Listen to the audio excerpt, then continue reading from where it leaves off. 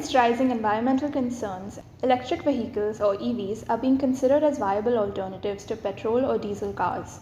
To understand more about the EV ecosystem in India, Columbia Global Centers Mumbai caught up with Dr. Tom Moerenhout.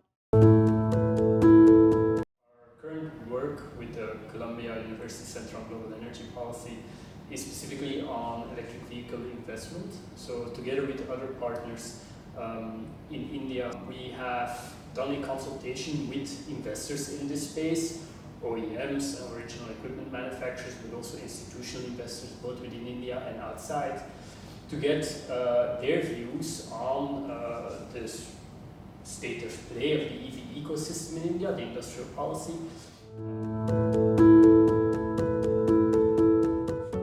It's very important from a business angle and a decarbonization angle, right?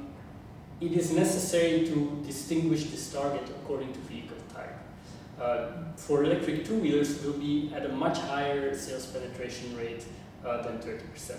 We'll be up until 60, 70, even 80%. These are government targets. This is very important because 75% of India's vehicle market is actually two-wheelers.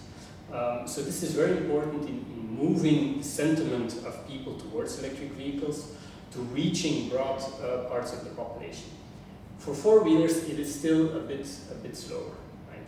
This will also need to accelerate.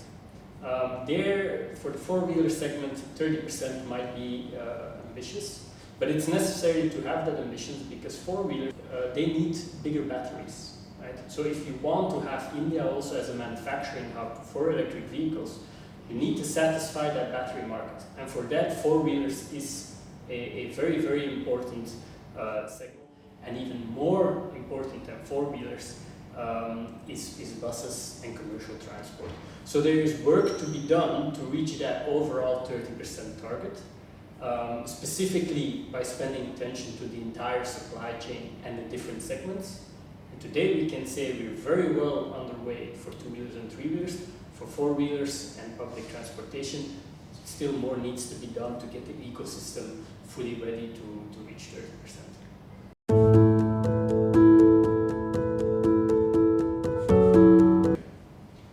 Startups are fundamental. I think besides the United States and China, India is actually the country with the third biggest number of startups in the world. And already today in the EV ecosystem, they have been very important. They have been important as provider services for last mile mobility, but it goes much beyond that.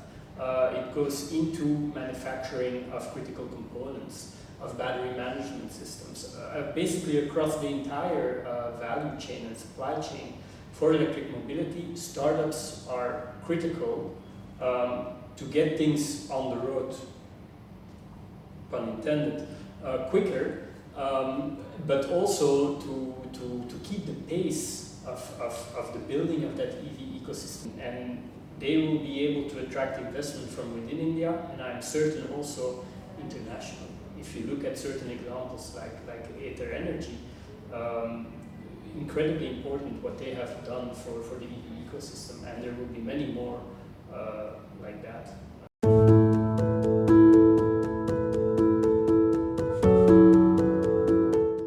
The government and the industry have set up a phenomenal landscape today.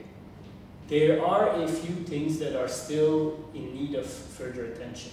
And it is not only for India, it is for the entire world, maybe except for China.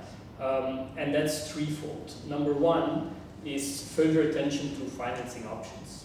And there, the government is taking a lot of initiatives. They have concluded a risk-sharing sort of model with the World Bank. They are thinking about including electric vehicles under priority lending schemes. They have the FAME 2 incentive. So this is coming together already quite nicely. Second and third is charging infrastructure. To really get to that 30% EV sales penetration rate, we need a lot more manufacturing uptake, and a lot of that is dependent on available charging infrastructure.